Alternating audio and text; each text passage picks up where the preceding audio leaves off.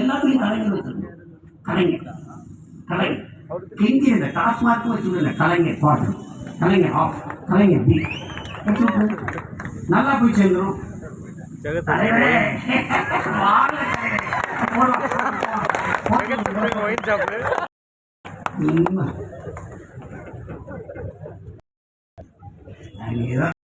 கொஞ்சம் ஆறுதான் சின்ன சின்ன ஆளுங்க சீரியஸா ரொம்ப சீரியஸாக வேலை செய்வோம். நீ 24 மொத்தம் 2 காலை 2 வந்து வச்சு எடுத்துவேன்.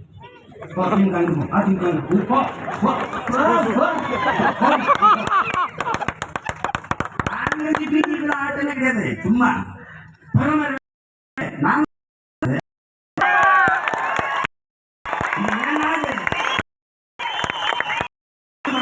மோடி செஞ்ச ஒண்ணு சொல்லுப்பா. ஒரு ஊராக ஓடுறவருக்கு நாடோடி என்றும் பேர், மோடி என்றும் பேருங்கிறான். பிரதம வேட்பாளர் என் மக்களும் என் மண்ணும் சந்திக்கிற பிரச்சனைகள் தான் இந்த பிரதம வேட்பாளர். காவிரி நதிநீர் சிக்கலா பிரதமர், கச்சத்தீவு மீட்பா பிரதமர், நீத்தனின் வளம் பறிபோகுதா பிரதம வேட்பாளர், அவர்தான் பிரதம வேட்பாளர். மலையை நொறுக்கி விற்கிறானா பிரச்சனை தலைவன் என்பது. மக்களின் பிரச்சனைக்கு எவன் முதலில் நிற்கிறானோ, மண்ணோடு மக்களோடும் சேர்ந்து போராடுகிறானோ அவன் தான் தலைவன். அதை விட்டு நீ அப்படிதான் இருந்துச்சு. ராஜாஜியே சென்னை மாகாண பிரதமர் தானே. அது சொல்றாங்க, இந்தியாங்கிற நாடு 100வது சுதந்திர தினத்தை ஐயா பெரியார் அவர்களே சொன்னதான். இந்தியான்னு ஒரு நாடு இருந்ததில்லை, இனி இப்போதும் அது இருக்க போறதும் இல்லை. ஏன்னா வித்துட்டாங்க, கொஞ்சோன்னு வச்சிருக்காங்க. அது இந்த தேர்தலில் வந்துட்டாருன்னு வச்சுக்கோங்க, முடிஞ்சு. அப்புறம் நம்ம என்ன பண்ணணும், கொஞ்சம் காசு சேர்த்துக்கிட்டு ஐயா நித்யானந்த மாதிரி ஒரு தீவை வாங்கிக்கிட்டு அவர் கைலாசம் வச்ச மாதிரி நம்ம தமிழ்நாடு தமிழர் நாடுன்னு போகும். அது எப்படி சீமான் செய்வ? ஒருத்தங்க வேறு இந்த நாட்டை நீ 3 ஆண்டுகள் ஆளலாம், அதுக்கப்புறம் உன்னை இந்த காட்டுகளை விட்டுருவோம். அந்த காட்டுகளை பொடிய மிருகங்களுக்கு புலி, சிங்கம், கரடிகள் அப்படி திரும்பும். அப்படின்னு எவனுமே வந்து ஒரு 2 பேர் 3 பேர் ஆண்டா, 2 பேர் காட்டுகளை விட்டாங்க, தின்னுருச்சு புலி கரடிலாம், சேர்த்து போயிட்டான். நம்மளை மாதிரி ஒருத்தவன் தான், நான் ஆள்றேன் 3 இயர்ஸ் ஓகே ஆண்டான். காட்டுக்குள்ள விட்டாங்க. அங்கே போனால் அவன் வந்து சாகலாவன்.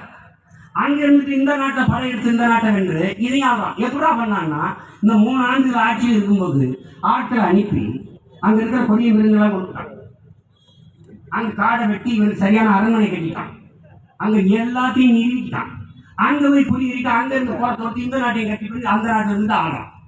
அது மாதிரி நான் என்ன செய்ய, இங்கே இருந்து இவங்கெல்லாம் தீ வாங்கி வச்சுருக்காங்கல்ல, அது மாதிரி நான் தீவை வாங்கி மருத்துவ கட்டமைப்பு, போக்குவரத்து, ஆறு, பள்ளி, கல்லூரி எல்லாம் கட்டிட்டு, இங்கே வா இந்துவா நீ, அவள் நீ கிறிஸ்தவராக, நீ இஸ்லாமியராக, நீ தமிழராக வாங்கிவா, என் குடும்பத்தை ஏற்றான், கப்பல் ஏற்றான்.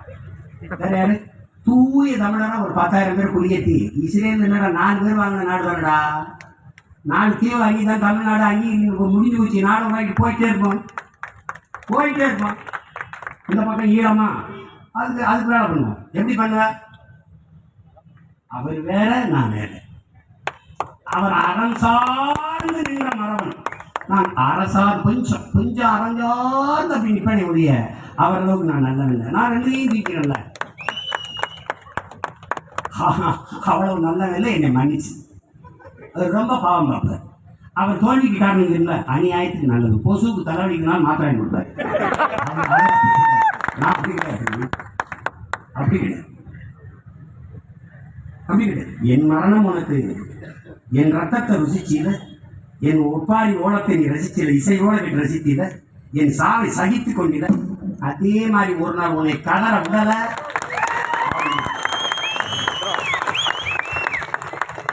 இவர் வந்ததுக்கு அப்புறம் தானே இதெல்லாம் நடக்குது.